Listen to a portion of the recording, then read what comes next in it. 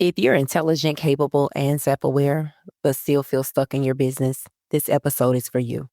Not because you lack skill, not because you're unmotivated, but because being smart sometimes makes it harder to move forward. And if no one has said that to you before, today we're going to unpack exactly why this is and what to do about it. You're listening to the Off Balance Podcast, where faith, family, and business collide. Hosted by Demming, Doctor of Business Administration, business coach, and resilience expert.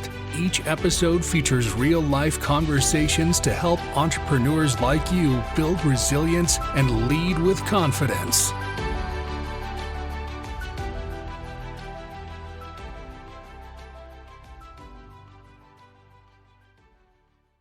Welcome back to Off Balance. I'm your host, Dr. Brooks. This podcast is for entrepreneurs and professionals who want clarity, structure, and sustainable growth without burnout, confusion, or constant second guessing. So far this season, we talked about structure, busyness, HR risks, motivation, misclassification, bottlenecks, scaling too early, stewardship, DIY culture, and what clarity looks like inside a coaching session. Today, we're talking about something that doesn't get addressed enough: why smart women often stay stuck longer than they should. And if this episode feels personal, it's because it is. Because this isn't about intelligence. This is about how intelligence gets used under pressure. Smart women think deeply. They analyze, they research, they ask questions, they consider long-term impact. They think about consequences, not just for themselves, but for everyone involved. Those are strengths. That's what makes you effective. That's what makes you responsible. That's what makes you trust people. But under pressure, those same strengths can turn inward. Instead of creating movement, they create hesitation. Instead of creating clarity, they create complexity. And instead of taking action, smart women often overthink decisions, wait for certainty, seek more information, delay commitment, not because they don't know what to do, but because they can see too many possibilities. You can see the upside and the risk. You can see the opportunity and the consequence. You can see what could work and everything that could go wrong. So instead of choosing, you pause. And that pause becomes a pattern. And that pattern becomes stagnation, not because you're incapable, but because your thinking has outpaced your decision making. Overthinking is one of the most socially accepted forms of being stuck because it looks responsible. You tell yourself, I just need to think this through. I want to be strategic. I don't want to make the wrong move. And those sound like good reasons, but here's what's happening. Overthinking creates the illusion of progress. Without requiring action, you feel productive because you're engaged. You feel responsible because you're considering options, but nothing is moving. No decisions are being made. No systems are being built. No structure is being implemented. So the business stays exactly where it was. And over time, that creates frustration because you're thinking, I've been working on this. I've been trying to figure this out, but the results don't match the effort. And that disconnect is exhausting. Stuck doesn't always look like I'm doing nothing. Sometimes it looks like researching for weeks, rewriting the same idea multiple times, starting and stopping, consuming content but not applying it. That's not laziness, that's overprocessing. And overprocessing delays execution because at some point, thinking has to transition into deciding. And if it doesn't, you stay in motion without moving forward. High performers struggle with decision fatigue. From an HR perspective, this shows up very clearly.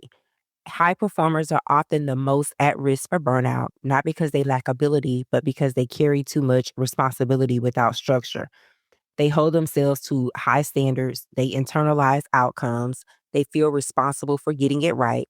So they don't delegate, they don't simplify, they don't always create systems, they carry it, and every decision, big or small, stays on them. Over time, that creates decision fatigue. And decision fatigue doesn't just affect big choices, it shows up in delayed responses, second guessing, avoiding decisions altogether, feeling overwhelmed by simple tasks. At that point, it's no longer about intelligence, it's about capacity. Because your brain is tired, your system is overloaded, and without structure, everything feels heavier than it is. So the business slows down, not because it can't grow, but because the decision maker is overloaded. From a coaching standpoint, this is where I see it the most. Smart women delay support, not because they don't need it, but because they believe they should be able to figure it out themselves. They think, I already know a lot.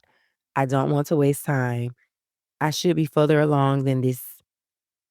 And underneath that, there's pressure to perform, pressure to compete, pressure to not look like you're behind. So instead of asking for help, you carry it alone.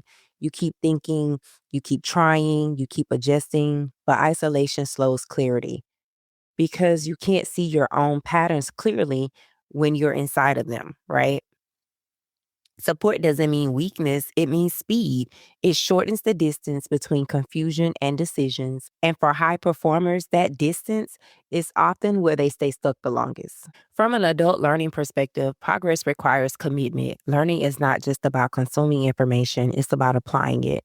And application requires a decision to try, to implement, a decision to move forward before everything feels perfect. Without that, learning becomes passive. It becomes content consumption, and content consumption feels productive, but it doesn't change outcomes. You can listen to podcasts, take notes, watch trainings, but if there's no decisions attached to what you're learning, nothing changes because growth happens in application, not awareness alone. So here's the shift. The goal is not to think less, the goal is to decide sooner. You don't need perfect clarity. You need enough clarity to take the next step because clarity is not something you wait for. It's something that develops through action. You decide, you move, you adjust. That's how momentum is built, not through certainty, but through consistent decision making because every decision removes friction and every step forward reduces the weight of everything you've been carrying. Here's the reframe. You're not stuck. You're patterned. And those patterns have been reinforced by how you think, how you process, and how you respond under pressure. But patterns can change, not by doing more, not by learning more, but by seeing them clearly, enough to interrupt them. Because once you see the pattern, you can choose differently. And the choice is what creates movement. So no, you're not behind. You're just operating in patterns that no longer support the level you're trying to reach. And now that you see them, you don't have to stay there. If this episode feel like I'm describing you, that's exactly what we addressed in the business and HR clarity audit. This is not therapy. This is not motivation. This is structure clarity. We walk through your operations, your leadership patterns, your HR structure, and your decision-making gaps. So you lead with clear direction, identified risks, and actionable next steps. If your business feels heavy and you don't know why, this is the place to start. The link to book your audit is in the description of this episode. In the final episode of this season, we are going to talk about what happens when clarity takes roots and how businesses move from off balance to aligned. Until then, remember this. Thinking is powerful, but decisions move things forward. Talk soon. Thanks for listening. Please rate this episode and share it with your family and friends. To learn more about your host or to book a coaching session, visit www.brooksdemming.com. Until next time, rise.